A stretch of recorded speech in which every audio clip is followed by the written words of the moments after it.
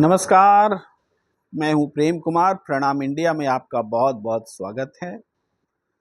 NEET की परीक्षा को लेकर देश भर में घमासान है। बच्चों के मन में घमासान है, गार्जियंस के मन में घमासान है, सरकार बेचैन है और वो लोग जो नीट की परीक्षा को प्रभावित कर रहे थे, पैसे कमा रहे थे, रैकेट चला रहे थे, उनके मन में भी घमासान है। पुलिस के सामने चुनौती है कि जो केस उनके पास आए हैं पेपर लीक के, उस पर जितने कदम उन्होंने बढ़ाए हैं उन कदमों को उस मुकाम तक पहुंचाएं ताकि इस पूरे घोटाले के किंगपिन को पकड़ा जा सके। कौन है वो किंगपिन जो पूरे देश में नीट के 24 लाख परीक्षार्थियों की किस्मत के साथ खेल रहा है, जो प्रतिभाओं के साथ खेल रहा है, प्रतिभाओं को अपने पैरों तले दबा रहा है नोटों की गद्दी बनाने के क्रम में। यह मामला सुप्रीम कोर्ट पहुंचा है और सुप्रीम कोर्ट ने सुनवाई के दौरान एनटीए यानी जिस एजेंसी ने पूरा एग्जाम नीट का कंडक्ट कराया, एनटीए को यह साफ साफ कहा है कि अगर 0.0001% की भी गड़बड़ी हुई है तो ये क्यों हुई है, इसके बारे में पूरी जानकारी कर लेने के बाद और उसके बाद आपने क्या कदम उठाए हैं इसको रोकने के लिए, इसके साथ आप 8 जुलाई को पेश हों। यानी एनटीए पर भरोसा जता रही है सुप्रीम कोर्ट। सुप्रीम कोर्ट को एनटीए पर भरोसा है कि वो पूरे मामले के हर पहलू को सामने लेकर आएगा। हम मान सकते हैं कि सुप्रीम कोर्ट सरकार द्वारा स्थापित एग्जाम लेने वाली संस्था एनटीए पर भरोसा न करे तो क्या करे। लेकिन ये पूरा घपला और ये सिर्फ पेपर लीक का ही मसला नहीं है। इस पूरे मसले में एक ही रूम में बैठे हुए कई एक विद्यार्थी 100% नंबर पा जाते हैं। 67 स्टूडेंट्स को 100% नंबर देश में मिलते हैं, जो अब तक के इतिहास में कभी नहीं हुआ था। और ऐसे बच्चे जो देर से पहुंचे या किसी कारण से उनको क्वेश्चन पेपर मिलने में या उत्तर लिखने में देरी हुई, उनको समय के रूप में जो ग्रेस मार्क्स कंपनसेट किए गए उस पर भी बड़े सवाल हैं।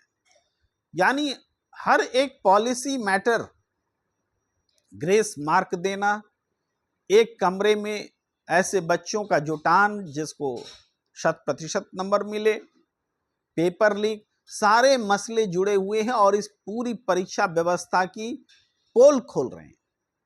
इसके लिए तुरंत एनटीए पर एक्शन होना चाहिए। एक्शन क्या, उनको पूरी जिम्मेदारी थोपनी चाहिए कि आप ही जिम्मेदार हैं। लेकिन सुप्रीम कोर्ट का काम करने का एक तरीका होता है। वो अभी एनटीए को मौका दे रही है कि आप स्वयं जांच करके बताइए कि ये सारी चीजें क्यों हुई। आप स्वयं बताइए कि इसको रोकने के लिए आप क्या कर रहे हैं, और उसके बाद सुप्रीम कोर्ट आगे की कार्रवाई करेगा।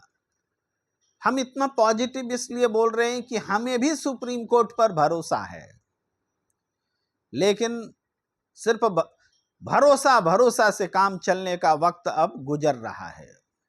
सुप्रीम कोर्ट एनटीए पर भरोसा करे, एनटीए सुप्रीम कोर्ट पर भरोसा करे और इधर परीक्षा व्यवस्था में सुधार होने का नाम ही न ले, तो हम ऐसी व्यवस्था, ऐसी सुनवाई का क्या करेंगे। हमने देखा था चंडीगढ़ में कैसे वो चुनाव आयोग जिस पर सुप्रीम कोर्ट भरोसा करता है और भरोसा करने के लिए कहता है, वो चुनाव आयोग स्वयं चुनाव परिणाम को लूट रहा था। कैमरे के सामने चुनाव नतीजे बदल रहा था। लेकिन क्या हुआ, सुप्रीम कोर्ट ने उस गलती को ठीक कर दिया। गलती नहीं, अपराध, उस अपराध को ठीक किया लेकिन अपराधी पर अब तक कुछ नहीं हुआ। अगर इस तरीके से न्याय होगा, अगर इस तरीके से आप चुनाव आयोग पर भरोसा करें और दुनिया को कहें कि आप चुनाव आयोग पर भरोसा कीजिए, तो ये भरोसा ऐसी चीज नहीं है कि आपके कहने पर वो बनती है और मजबूत होती है। भरोसा तो आपके आचरण से पैदा होता है। आचरण अगर सही नहीं है, भरोसा दिलाने लायक नहीं है, तो ये भरोसा कभी भी स्थायी नहीं हो सकता। आज एनटीए पूरे देश की परीक्षा पद्धति पर भरोसा कसौटी पर है। हम परीक्षाओं पर विश्वास करें या न करें, हम अपने बच्चों को कैसे कहें कि मन लगा करके पढ़ाई करो, नहीं पढ़ोगे तो पास नहीं करोगे, और पढ़ोगे तो मेहनत का फल जरूर मिलेगा। बच्चे हमें पलट कर कह सकते हैं मेहनत का फल वल नहीं मिलता है, ये ढकोसले वाली बातें आप अपने पास रखिए। हम अपने बच्चों को क्या जवाब देंगे? हम तो यही कहेंगे कि अपने देश की एजेंसियों पर भरोसा रखें, अपने देश की सुप्रीम कोर्ट पर भरोसा रखें। जो परिणाम होगा वो व्यवस्था के हित में होगा, बच्चों के हित में होगा। लेकिन ये बात हम कब तक कहते रहें? देश की कोई परीक्षा नहीं जहां पेपर लीक नहीं हो रहे हैं, और पेपर लीक रुकने का नाम नहीं लेता, कार्रवाई होती नहीं, किंग पिन पकड़े जाते नहीं, फिर परीक्षा आ जाती है, फिर वही कहानी दोहराई जाती है। यह सिलसिला आखिर कब तक चलेगा, यह बड़ा सवाल है। सुप्रीम कोर्ट के पास अब यह सिर्फ NEET का मामला नहीं है,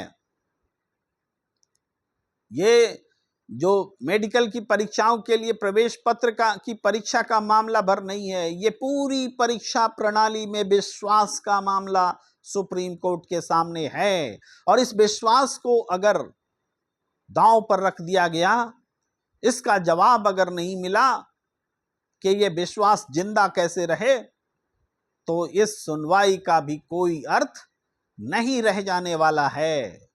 इस बात को गांठ बांध कर रख लेनी चाहिए। इसी बात को सचेत करते हुए, आगाह करते हुए कि आज भरोसे को जिंदा रखना सबसे बड़ी प्रायोरिटी है, इस चर्चा को यहीं विराम देने का वक्त आपसे विदा लेता हूं। फिर अगले विषय पर आपके सामने हाजिर रहूंगा। हमें दीजिए इजाजत। नमस्कार।